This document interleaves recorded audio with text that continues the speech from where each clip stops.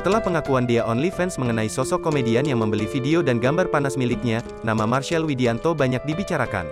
Dia menjadi komedian berinisial M yang membeli foto dan video panas Dea OnlyFans. Diketahui, sang komedian disebut telah membeli foto dan video panas Dea OnlyFans sebanyak 76. Bahkan komedian berinisial M ini pun membeli video dan gambar panas tersebut langsung kepada Dea tanpa adanya perantara orang ketiga. Dea OnlyFans pun mengenal sosok komedian inisial M tersebut.